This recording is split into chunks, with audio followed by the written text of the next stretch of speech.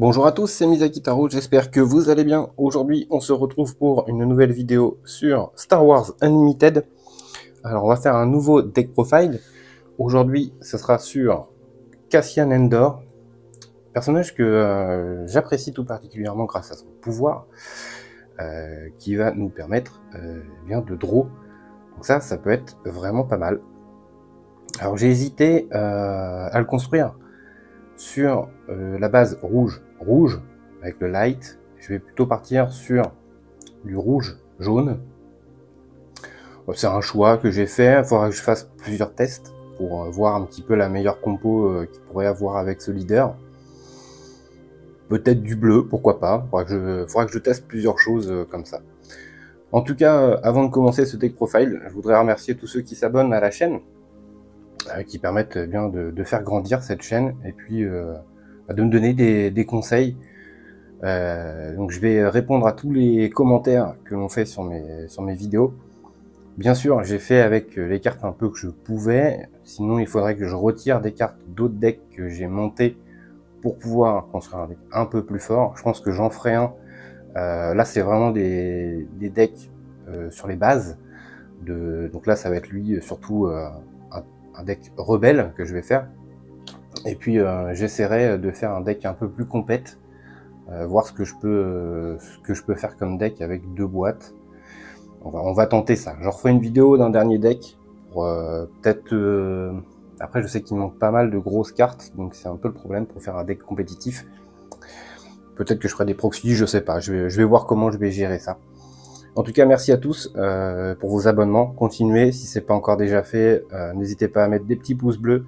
Ça fait grandir la chaîne et ça fait toujours plaisir. Sur ce, eh bien, on va commencer le deck profile. Donc ce sera Cassian Andor.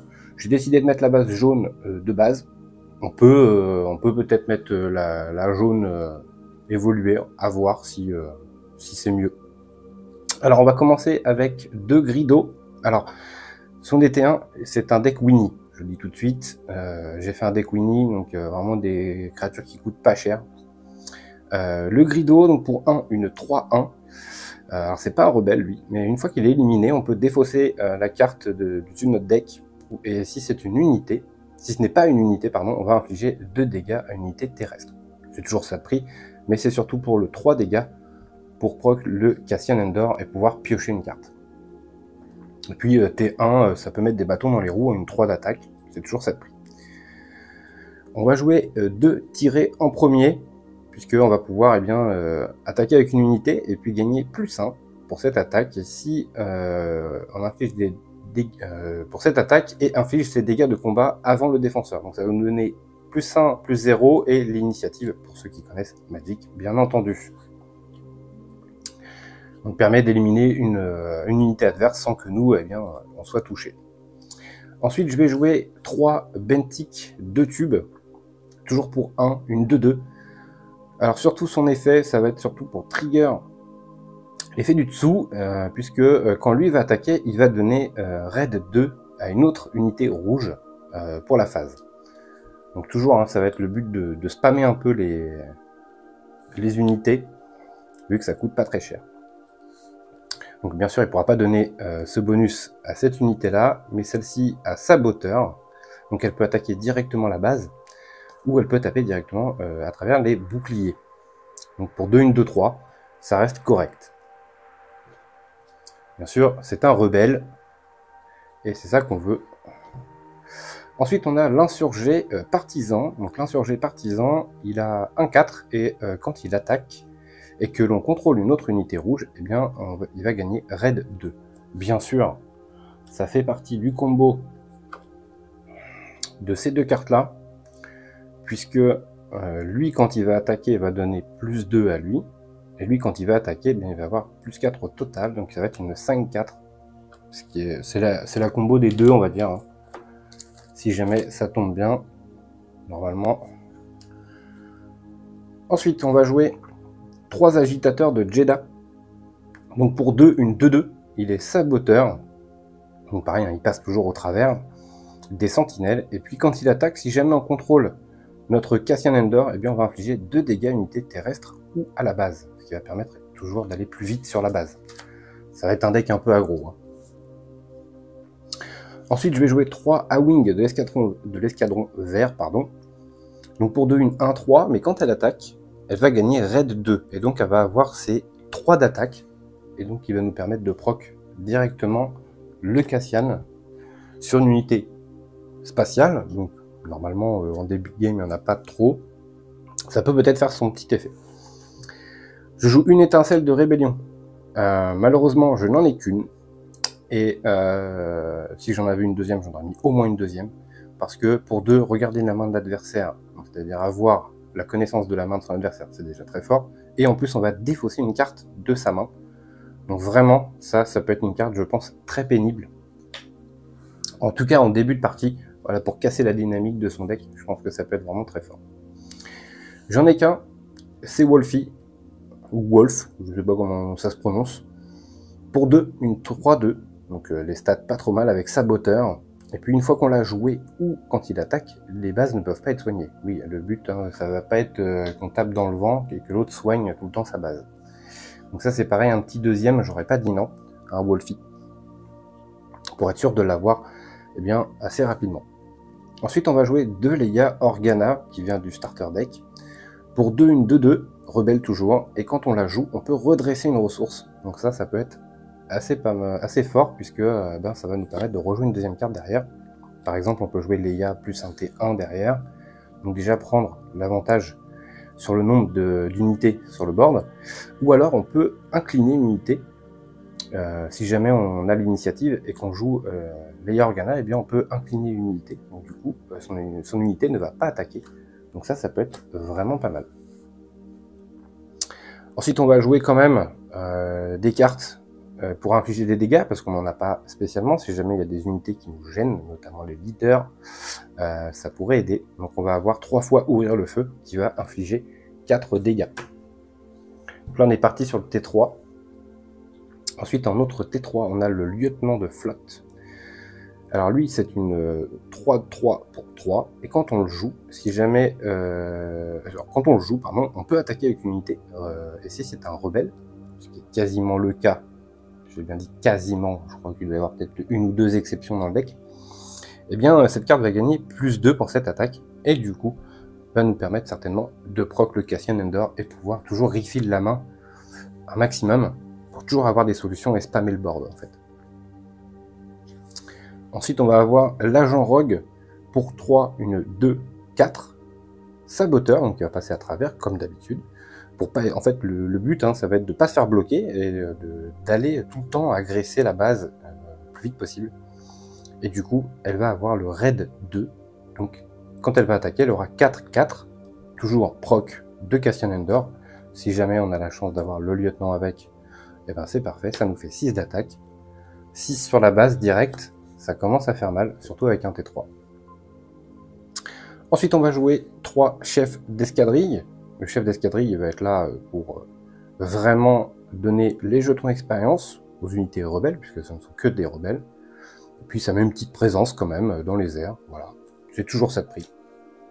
Les petits bonus des plus 1+1, pourquoi? Parce que les plus 1+1 par exemple, eh bien ça peut faire en sorte que lui passe à 3-2 et donc proc l'effet de Cassian Andor. Je rappelle, un Cassian Andor, c'est pas dès qu'on touche la base, c'est qu'il faut mettre au moins 3 dégâts à la base, puis on peut piocher. Donc ça, mettre des petits +1+1, ça se prend toujours. Ensuite, on va jouer Raid 3, x3. Donc pour 3, une 2-3, et elle a Raid 1, donc elle sera 3-3 du coup quand elle va attaquer, donc parfait. Et chaque autre unité light va gagner Raid 1. Donc ça c'est pareil, il n'y a pas que ça, mais on en a une 2-3 là, on en a 6 là, ça fait 9, 10, 11, 12, 13, 14 light pour l'instant. Donc 14, 15, 16, 17, il y a 17 unités light, donc normalement ça devrait pouvoir apporter son petit lot de bonus, le Raid 3.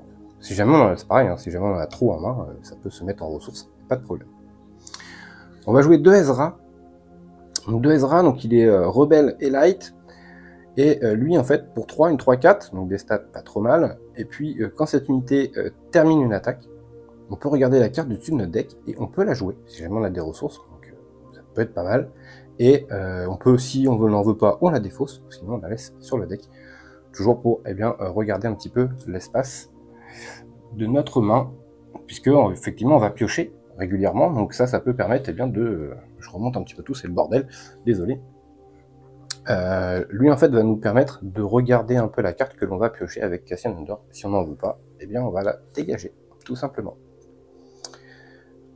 Ensuite, en T4, on a un K2SO, j'en ai qu'un, malheureusement, puisque c'est un rebelle, et oui. Donc pour 4, une 4-4 qui a débordement, donc le piétinement, et une fois qu'il meurt, pour chaque adversaire, on va choisir soit on inflige 3 à la base, soit ce joueur défausse une carte de sa main. Donc 2 effets vraiment sympathiques. Si jamais il reste plus que 3, si jamais il reste plus que 3 PV à la base, du coup lui il devient très très chiant. Forcément, qui dit rebelle dit général d'Odona. Donc les autres unités rebelles gagnent +1, +1. Obligatoire à jouer, hein, pour 4, une 4-4. Vu que ce sont tous des rebelles, forcément ça vient donner le petit bonus qui va faire du bien. Ensuite, on va jouer un T5, enfin on joue 3 même, le Zeb Aurelios. Donc pour 5, une 5-5 est un rebelle également, et quand cette unité termine une attaque, si jamais on a tué le défenseur, on va pouvoir mettre 4 à une autre unité terrestre, donc pour faire un petit peu de ménage, je le trouve vraiment pas mauvais. Il lui manque juste embûche, si on avait quelque chose pour lui donner embûche, ça serait très fort. Ensuite on va jouer 2 Chewbacca. Chewbacca va être là un petit peu pour nous défendre. T5 c'est pas non plus le bout du monde, ça va assez vite. Pour 3-6, donc là après il va falloir regarder un petit peu, est-ce que c'est mieux de spammer board avec des petites créas, ou est-ce que c'est mieux de mettre un Chewbacca pour protéger. Ça, à voir. Je suis pas sûr des Chewbacca. Est-ce qu'on resterait pas dans la thématique plutôt rush sur la base? À voir. Voilà, j'ai mis ça parce que ça reste une sentinelle quand même qui permet de protéger, et il a quand même pas mal de PV. Et puis j'en ai qu'un, malheureusement. C'est un bombardement. On va choisir une arène et on va infliger 3 dégâts à chaque unité dans cette arène. Ça va faire un peu, je vais pas dire un rasboard, mais ça va mettre pas mal de dégâts dans la zone si jamais on est nous-mêmes acculés, que ce soit dans le spatial ou sur le terrestre. Si jamais il nous bute, il arrive à nous buter toutes nos unités, ça permettra peut-être de renverser la game. Il en faut toujours au moins un, j'aimerais bien un petit deuxième quand même, ça serait pas mal. Donc voilà pour le deck rebelle, donc vraiment voilà, tout simple, il n'y a pas de grosses cartes, à part j'aimerais bien un deuxième bombardement, j'aimerais bien un deuxième Wolfie, ça pourrait être pas mal. Voilà, le Ezra, je suis pas sûr de le garder. Le reste, je suis plutôt content. Voilà, ça me paraît pas trop mal. N'hésitez pas à me laisser un commentaire pour me dire ce que vous auriez fait à ma place. D'autres cartes peut-être à rentrer. Alors, effectivement, si on passe dans d'autres couleurs, on perd tout l'aspect jaune et tout l'aspect ici rebelle. Est-ce que ça vaut le coup de changer de couleur, passer en bleu, mais bon, à ce moment-là on sera plus trop aggro, donc c'est ça qui m'embête. Passer vert, je vois pas l'intérêt. Peut-être double rouge, si on avait plus de Wolfie comme ça, plus de bombardement comme ça, et plus d'agression, la fameuse carte légendaire, oui, là à ce moment-là je passerai en full rouge. Voilà, ce serait les petits tips que je pourrais faire. En tout cas, merci à vous d'avoir regardé cette vidéo. N'hésitez pas à laisser des commentaires, des petits pouces bleus, ça fait toujours plaisir. Et n'hésitez pas à vous abonner pour la suite de la chaîne. Ciao, ciao!